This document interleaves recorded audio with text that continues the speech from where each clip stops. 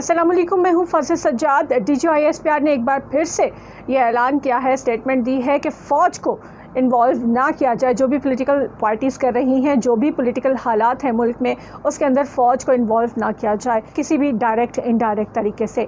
अब ज़ाहिर है कि पाकिस्तानी अपनी फ़ौज से बहुत प्यार करते हैं, सालों से करते चले आ रहे हैं हमेशा से, और फ़ौजें हमेशा अपनी कौम के जो ये प्यार मोहब्बत के सिलसिले होते हैं इन्हीं की ताकत पर लड़ा करती हैं। वरना अफ़गानिस्तान की फ़ौज के पास बेहतरीन इक्विपमेंट था, लेकिन वो किस तरह रेत की दीवार साबित हुई, ये चीज़ पाकिस्तानी फ़ौज भी जानती है। ऐसे पाकिस्तानी अवाम की सपोर्ट की भी हर वक्त ज़रूरत रहती है। पाकिस्तानी फ़ौज को कभी ज़रूरत नहीं पड़ी कि वो आवाम से सपोर्ट मांगे, वो एंकर्स को बोले, वो टीवी चैनल्स में बोले कि हमारे हक़ में बात की जाए, वो मुख्तलिफ सिंगर्स और एक्टर्स को बोले कि हमारे हक़ में बात करें। लेकिन अब ये नौबत आ चुकी है, और बार बार ये कहे जाने के बावजूद कि फ़ौज को इन्वॉल्व ना किया जाए, डायरेक्ट इनडायरेक्ट पॉलिटिकल लीडर्स जो है, पॉलिटिकल पार्टीज़ जो है, वो उन पर बात कर रहे हैं। और इस वक्त पाकिस्तानी अवाम तारीख़ में पहली बार अपनी फ़ौज के हवाले से भी तज़ब्ज़ुब का शिकार हैं। ये पहली बार है कि DGISPR की शाहीन बैलिस्टिक मिसाइल वाली जो पोस्ट थी 1 महीने पहले, उसके नीचे 1,30,000 कमेंट्स आए थे और सब के सब नेगेटिव आए थे। आप जाके ट्विटर हैंडल देखिए DGISPR का, उसमें हमेशा 1000, 2000, 3000, हद होगी तो कभी 5000 कमेंट होंगे, लेकिन ये बहुत ज़्यादा अगर कभी हद हुई तो। अब शाहीन बैलिस्टिक मिसाइल का जब उन्होंने अनाउंस किया कि हमने सक्सेसफुली इसको कर लिया है, तो उसके नीचे 1,30,000 के करीब कमेंट्स थे। इसमें वो 3-4 हज़ार जो कि हमेशा होते हैं पॉजिटिव रिस्पांस देते हैं, वो तो थे ही, लेकिन बाकी सब के सब नेगेटिव थे, फ़ौज के ख़िलाफ़ थे, फ़ौज पर तनकीद कर रहे थे, फ़ौज के किरदार के हवाले से सवाल उठा रहे थे। और ये तारीख़ में पहली बार हुआ था, क्योंकि लोगों का जो ट्रेंड था, सोशल मीडिया पे ट्रेंड्स भी चल रहे थे और लोगों को उठाया भी जा रहा था कि आप फ़ौज के ख़िलाफ़ जो है वो ट्रेंड चला रहे हैं या फ़ौज के ख़िलाफ़ बात कर रहे हैं। लेकिन बाद में पता चला कि ऑर्गेनिक है, कोई प्लांटेड चीज़ नहीं है, किसी ने जानबूझ के सब नहीं किया हुआ, बल्कि लोग अपनी भड़ास निकाल रहे हैं जो उन्हें सिनेरियो समझ में आ रहा है उस हवाले से। तो वो ट्रेंड तो लोग किसी न किसी तरह से काबू में ले लिया गया, काबू कर लिया गया, जो कि पब्लिक चला रही थी, ऑर्गेनिक था, हालांकि वो प्लांटेड नहीं था। बट फिर भी अब फ़ौज और कौम के दरमियान काफ़ी दूरी नज़र आ रही है, और इस चीज़ को भांपते हुए DGISPR ने पहली बार 1 महीने का एक तवील गैप दिया अपने नेक्स्ट ट्वीट में। शाहीन बैलिस्टिक मिसाइल की कामयाब तजर्बे वाली ट्वीट के बाद से 1 माह बाद ईद पर जनरल कमर जावेद बाजवा ने जो फौजी जवानों के साथ या शहदा के घरों पे जाकर जो ईद सेलिब्रेट की, उस हवाले से ट्वीट की गई, तो एक दफ़ा फिर वही सिलसिला शुरू हो गया। अगरचे वो 1,30,000 या 30,000 प्लस तक वाली कंडीशन में नहीं पहुंचा, बट फिर भी एक बहुत बड़ी तादाद वहाँ कमेंट्स की मौजूद थी जो कि नेगेटिव थे। अगेन वो फिर फ़ौज के ख़िलाफ़ थे।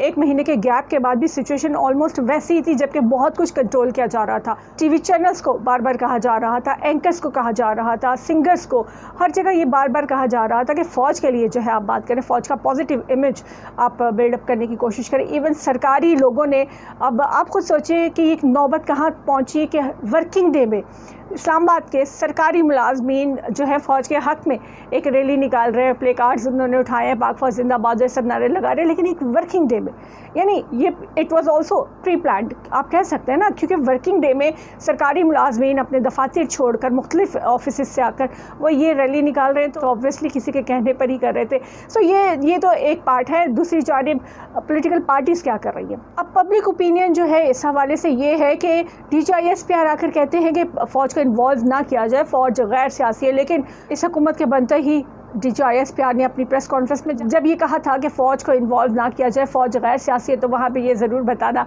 उन्होंने पसंद किया था कि इस हुकूमत के आते ही डॉलर मुस्तहकम हो गया, डॉलर की उड़ान जो है वो रुक गई है।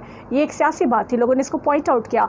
इसके बाद भी ये सारा सिलसिला चलता रहा, लेकिन हो ये रहा है कि मरियम नवाज़ ने एक बार फिर जनरल फैज़ के हवाले से और उनके बयानिए को सपोर्ट करने वाले मीडिया हाउसेस ने न्यूज़ इस तरह से चलाई कि जनरल फैज़ का नाम लिए बगैर मरियम नवाज़ ने जनरल फैज़ पर शदीद तनकीद की।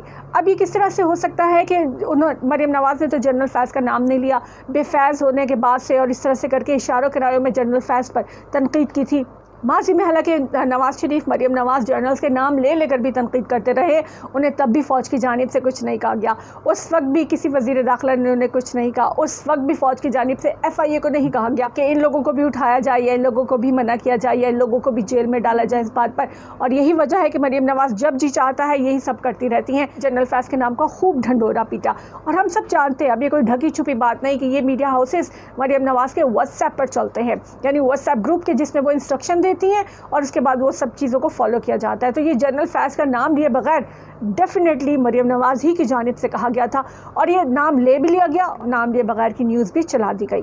سو مریم نواز نے جب یہ کہا تو فوج خاموش تھی, وزیر داخلہ خاموش رہے, وزیر اعظم خاموش رہے, کسی کو خیال نہیں آیا فوج کی تضحیک کی جا رہی ہے. یا پھر حاضر سروس ایک جرنل ہے جس کے بارے میں ہرزہ سرائی کی جا رہی ہے, لیکن جب عمران خان نے اپنے جلسے میں میر جعفر اور میر صادق کا ذکر کیا اور تاریخ کا ذکر کرتے ہوئے بتایا کہ کس طرح سے سپہ سالار نے کیا کچھ کیا اور غداری کس طرح سے کی, تو اسے اداروں میں مداخلت, اداروں کو تقسیم کرنے کی کوشش اور فوج کے خلاف سٹیٹمنٹ کہا جا رہا ہے, جس پر وزیر اعظم بھی ایکشن لے چکے ہیں. اور عمران خان کے اس جلسے کے بعد DGISPR نے آ کر یہ بات دوبارہ دہرا دی کہ جی فوج کو انوالو نہ کیا جائے. تو عام پبلک کا سوال یہ ہے کہ مریم نواز یا نواز شریف جرنلز کو, حاضر سروس جرنلز کو جو مرضی کہتے رہے, فوج ان کو کیوں نہیں پکڑتی, فوج ان کو کیوں نہیں منع کرتی, اور عام پبلک کے لیے اتنی سختی ہے.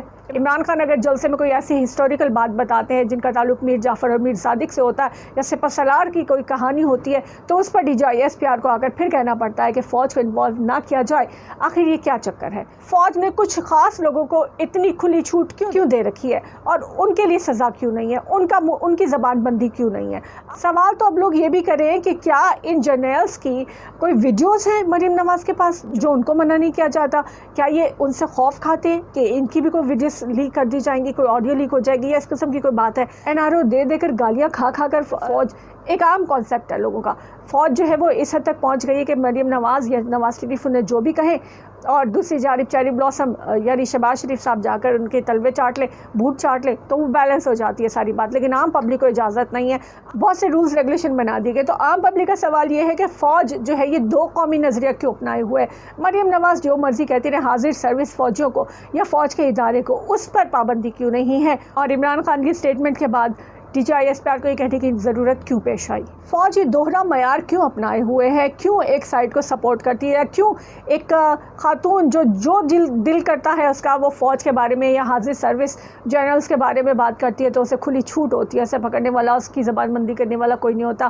لیکن عام پبلک کے لیے یا دوسرے لوگوں کے لیے فوج کا سٹینڈرڈ الگ کیوں ہے؟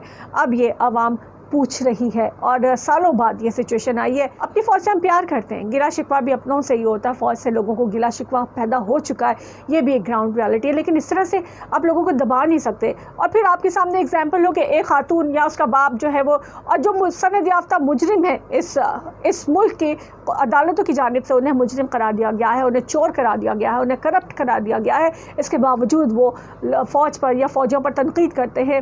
تو عام لوگوں سے کیسے توقع کی جا سکتی ہے کہ وہ اپنی پرانی محبت جو فوج کے ساتھ ان کی تھی وہی اس کو دوبارہ ایکسپریس کرتے رہیں گے؟ عوام کے دلوں میں اب سوال پیدا ہو رہے ہیں کہ دو قومی نظریہ آخر کیوں؟ مریم نواز کے لیے فوج کے سٹینڈرڈز الگ کیوں؟ نواز شریف اور مریم نواز یا پھر شریف فیملی کے لیے یا پھر ان سے ریلیٹڈ لوگوں کے لیے اور عمران خان اور عام پبلک کے لیے فوج اس طرح ڈبل سٹینڈرڈز کیوں رکھ رہی ہے؟ آپ کا کیا خیال ہے؟ آپ کو کیا لگتا ہے؟ کمنٹ سیکشن میں ضرور شیئر کیجیے گا. اجازت دیجیے, اللہ حافظ.